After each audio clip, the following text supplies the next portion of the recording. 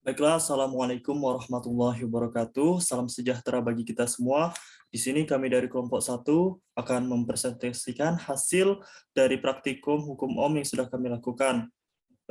Sebelum membacakan materi atau menjelaskan materi, saya akan menyebutkan anggota dari kelompok 1.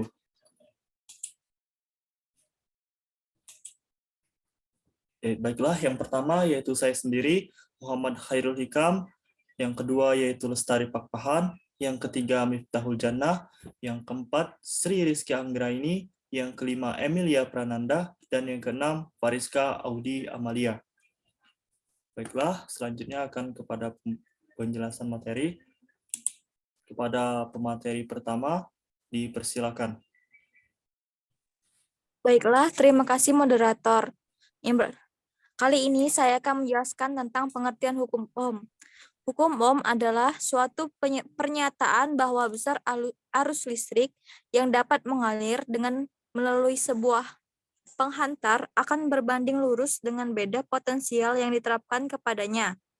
Menurut Kamus Collins, hukum Ohm adalah prinsip arus listrik yang mengalir melalui suatu konduktor yang sebanding dengan beda potensialnya. Lanjut.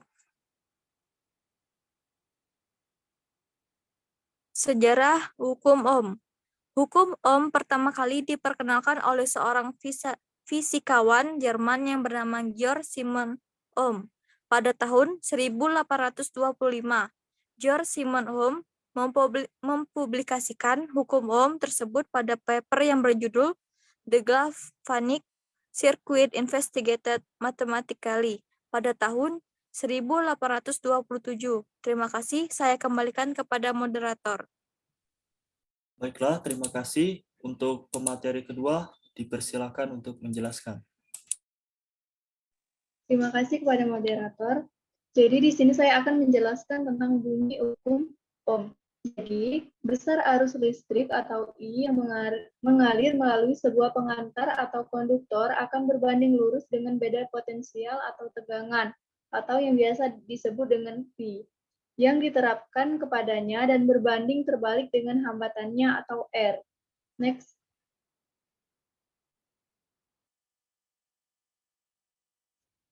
Nah, selanjutnya yaitu rumus pada hukum Ohm. Jadi di dalam hukum Ohm ada 3, yaitu V, I, dan R, atau tegangan, arus, kuat arus, dan hambatan.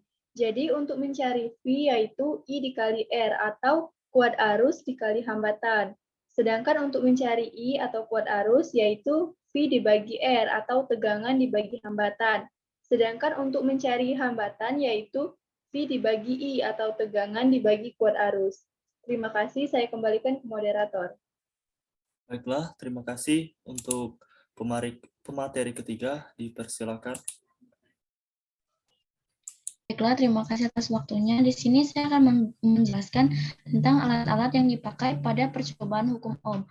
Nah, di sini kita dapat melihat yang pertama itu ada basic meter, kedua resistor, dan ketiga ampermeter. Nah, di basic meter ini kita dapat menghitung untuk kuat arus listrik dan tegangan. Nah, untuk menghitungnya itu kita dapat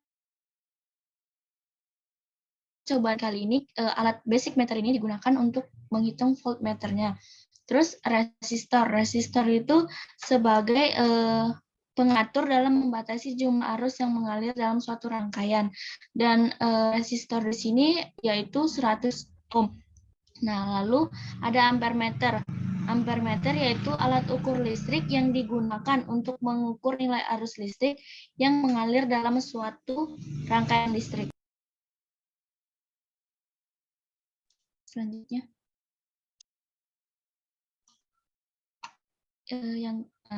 Jenis rangkaian. Jenis rangkaian listrik yang digunakan. Yang pertama itu ada rangkaian seri. Rangkaian seri adalah sebuah rangkaian listrik yang dibuat hanya menggunakan satu jalur dalam melewatkan arus listriknya. Yang kedua itu ada rangkaian paralel. Rangkaian paralel sebuah rangkaian listrik yang disusun atau dihubungkan secara berjajar atau bercabang dalam melewatkan arus listriknya. Next. Nah, alat yang digunakan pada untuk menghitung rangkaian seri yaitu ampermeter dan pada rangkaian paralel yaitu voltmeter. Next. Nah, dari slide yang dapat kita lihat ini adalah contoh rangkaian percobaan hukum Ohm yang kami lakukan. Nah, dapat dilihat di sini ada 2 kabel yang beda warna. Nah, kabel yang berwarna merah itu berkutub positif dan kabel yang berwarna hitam itu berkutub negatif. Nah, lalu catu daya yang digunakan di sini menggunakan arus DC. Nah, ketika hendak misalnya kita mau menghitung di catu daya itu kita menghitung 4 volt. Nah, lalu kita di voltmeternya menggunakan tegangan sebesar 10 volt karena berada di bawah masih di bawah 10 arus yang digunakan pada catu daya.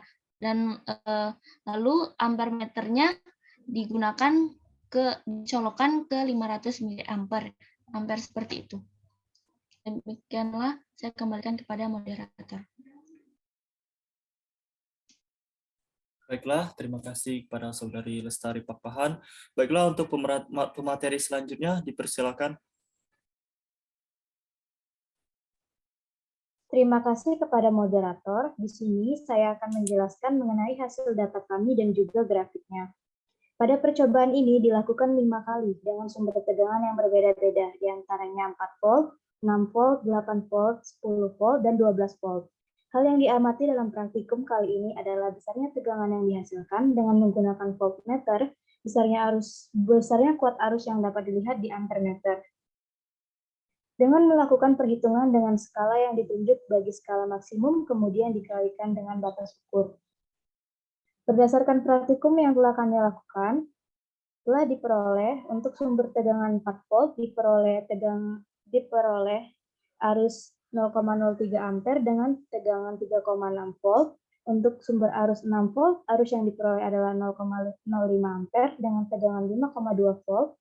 Untuk sumber tegangan 8 volt, arus yang diperoleh adalah 0,07 ampere dengan tegangan 7,2 volt. Lalu untuk sumber tegangan 10 volt, arus yang diperoleh adalah 0,09 ampere dengan tegangan 9 volt. Sedangkan untuk sumber tegangan 8 volt, arus yang diperoleh adalah 0,11 ampere dengan tegangan 11 volt. Sehingga dari data yang diperoleh, selanjutnya kita dapat menentukan hambatan, yaitu dengan membagi tegangan dengan arus listrik. Didapat hasil untuk sumber tegangan 4 volt, hambatannya 120 ohm, sumber tegangan 6 volt, nilai hambatannya 104 ohm, sumber tegangan 8 volt, nilai hambatannya 102 ohm, sumber tegangan 10 volt, nilai hambatannya 100 ohm, dan nilai hambatan untuk sumber tegangan 12 volt adalah 100 ohm. Nah, dari data tersebut, next slide. Nah, dari data tersebut dapat membuktikan bahwa semakin besar tegangan yang digunakan, maka semakin besar pula arus listriknya. Hal tersebut sesuai hukum Ohm yang menjelaskan hubungan antara listrik dengan kuat arus listrik akan selalu berbanding lurus, yang dapat dilihat pada grafik yang tersedia di PPT kami.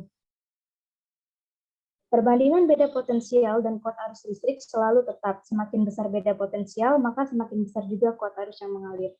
Terima kasih, saya kembalikan ke moderator. Baiklah, terima kasih kepada Saudari Miftahul Jannah. Baiklah, untuk pemateri selanjutnya dipersilakan. Baiklah, terima kasih atas waktunya. Di sini faktor yang mempengaruhi nilai hambatan yang semulanya menggunakan resistor 100 ohm, tetapi nilai hambatan pada data bisa lebih dari 100 ohm. Faktor-faktor yang menyebabkan nilai hambatan lebih besar daripada hambatan sebenarnya adalah karena faktor panjang kawat, resistivitas kawat, dan luas penampang kawat yang apabila semakin panjang kawat penghantar, maka semakin besar hambatannya. Dan apabila semakin kecil luas penampangnya, maka hambatannya juga semakin besar. Faktor lain yang mempengaruhi nilai hambatan juga terdapat pada penyebaran arus listrik yang ada di ruangan tersebut, sehingga menyebabkan nilai hambatannya berbeda-beda. Sekian, terima kasih. Saya kembalikan kepada moderator. Baiklah, terima kasih kepada Saudari Emilia Prananda. Baiklah, saya akan membacakan kesimpulan dari hasil pembahasan yang telah kami lakukan, yaitu besarnya arus listrik yang mengalir sebanding dengan besarnya tegangan. Semakin besar sumber tegangan, maka semakin besar arus yang dihasilkan. Perbandingan antara tegangan dengan kuat arus merupakan suatu bilangan konstan yang disebut hambatan. Berdasarkan grafik diperoleh bahwa kuat arus listrik sebanding dengan tegangan, di mana grafiknya lurus condong ke atas yang menyatakan hubungannya berbanding lurus, sehingga hipotesis terbukti benar. Baiklah, itulah presentasi dari kami. Sekian. Wassalamualaikum warahmatullahi wabarakatuh.